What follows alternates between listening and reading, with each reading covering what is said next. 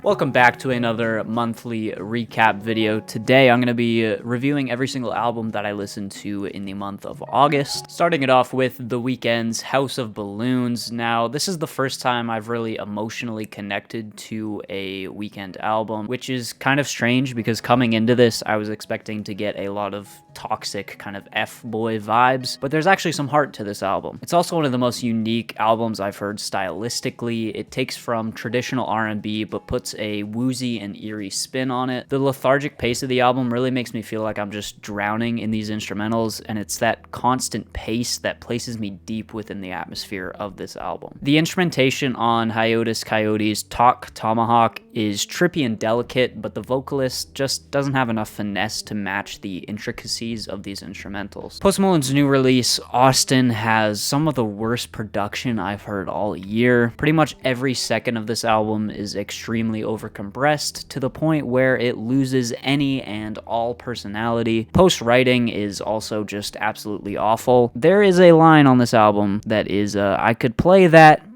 P word like it's for Elise. Yeah, that's a real line. That should just tell you all you need to know about how much of a dumpster fire this album is. The production on Lucky's Sex, Money, Drugs isn't actually all that bad, but Lucky completely ruins every bit of all right production. His delivery sounds like he just woke up or like he's unintentionally on the verge of crying. His flows are messy and unorganized, and there's just a complete lack of any vocal presence or charisma. Funkadelic's Maggot Brain is an extremely colorful and hyper-stylized funk record. With its intricate guitar work, shuffling rhythms, and memorable bass lines, the musicality is just consistently top-notch. The structure of the album is really intriguing as well, as it starts and ends with 10-minute psychedelic odysseys.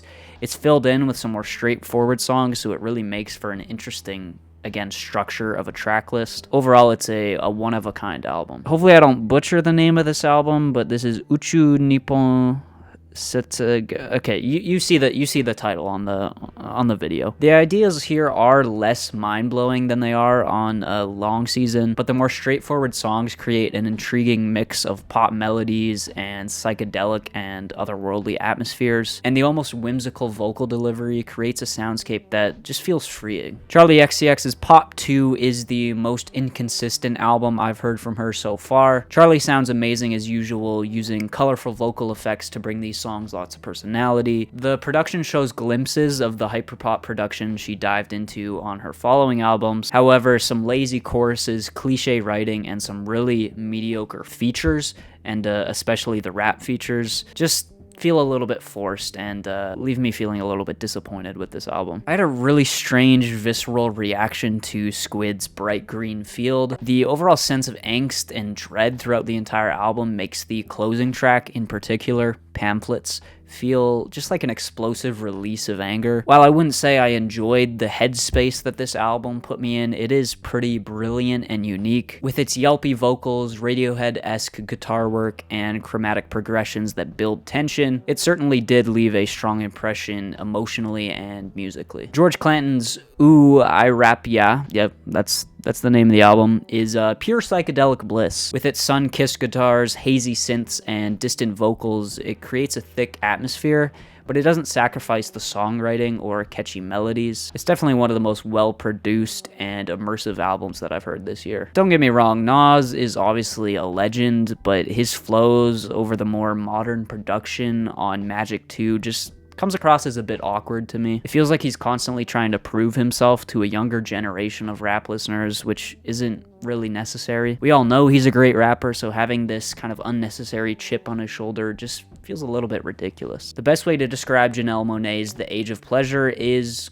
corporate sensuality. The songs feel very calculated rather than a spur-of-the-moment display of sensuality, which makes for an album that often feels inauthentic. Janelle Monae's Dirty Computer, while it did come out before The Age of Pleasure, is definitely an improvement. There is undoubtedly some really corny writing, but for the most part, this is much more eclectic and colorful and exciting than The Age of Pleasure. It's just such a shame that Jay Electronica's horrible verse had to be on No Name's new album, Sundial, because ignoring that, and I don't want to ignore it because it is a horrible verse, if we just kind of take that out of it, it is a pretty great album. No Name's laid back yet steady flows and her straightforward presentation of meaningful messages makes for an album that is easily digestible but simultaneously thoughtful. Again, just a shame that she had to include that J Electronica verse. Amare's, hopefully I'm saying that right, Fountain Baby is simultaneously sophisticated and summery. The vocals are cute and sweet and are often paired with a tasteful amount of autotune as well. A lot of the instrumentals here are pretty similar in terms of grooves, but the extra instrumentation added on top of that does bring enough variety to the record. Just like the album cover, Genesis Owusu Struggler is pretty disappointing. The album is essentially a combination of his old and newer styles, but it doesn't feel like it's done in a creative way. It just kind of harshly and abruptly will switch between these two styles without any real blend of the two styles. There's certainly some quality here, but the album in general feels a bit bland and directionless, and it's just a shame because his debut was fantastic and this just didn't really live up to it. It's not horrible, but it's not nearly as good. On Remember Your North Star, Yaya Bay certainly shows that she knows how to craft some smooth and lively melodies, but I don't love the vocal delivery here. It often just feels bland, and the instrumentals are pretty uninteresting as well. The Lemon Twigs Everything Harmony is soft rock revivalism done right. The unpredictable verse melodies combined with instantaneously memorable and sweet choruses makes for some very intriguing harmonic and melodic content. I just love the vocals on this album as well. They're very earnest and boyish, and they create an innocent and wondrous mood throughout the entire album. MIA's Kala feels extremely ahead of its time. With its blaring synths and sporadic vocal chops, it feels like a sign of what was to come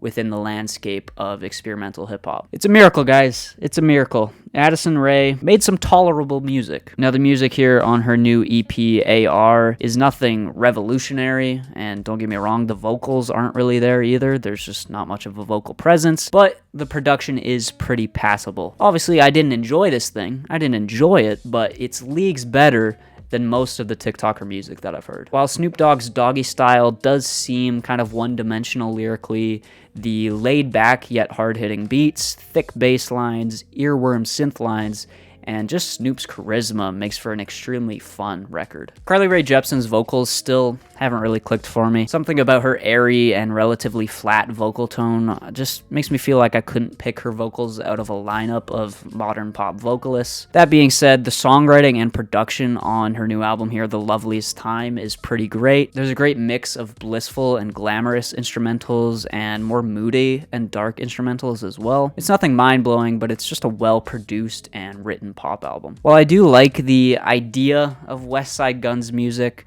I've had difficulties really enjoying his albums that I've heard in the past. And the same goes for Hitler Wears Hermes 8. I don't know, I feel like he's just great for a feature here and there, but a whole album of him just kind of exposes his lack of versatility, and just it makes me feel like he just tends to recycle flows in a way. The features do a lot of heavy lifting here to somewhat salvage the album. Again, I do enjoy West Side Gun's voice, but just a whole album of him doesn't really click for me. Purple Rain by Prince left me feeling the most intrigued by the aura of an artist than I've ever been before. Prince portrays himself as a larger-than-life and almost godlike figure, but also manages to come across as extremely human. The music here perfectly matches Prince's grandeur, I guess you could call it, as it's often pretty maximalist. That maximalist feel really comes through with the guitar and synth solos, which are great, and the uniquely kind of simple but groovy drums do a great job of kind of holding everything together. Prince's vocals are stellar and provide a lot of range on this as well, whether it's his impressive falsetto, his vibrant screeches and screams, or his more straightforward and soulful singing. He just consistently steals the show. Mick Jenkins shows great range with his delivery on his new album, The Patience. From aggressive and abrasive to cold and calculated, Jenkins is really what ties this project together. The production does feel like it lacks cohesion a little bit, but again, his impressive performances mostly make up for it. And there you go. That is every single album that I listened to in the month of August. Kind of a slow month. Hopefully I pick things back up in September. But yeah, some really great new releases this month. Some cool old classics that I got to listen to. So yeah, let me know your thoughts on these reviews down below. And leave a like, subscribe, go join the Patreon. And yeah, I'll see you guys in the next video. Peace out.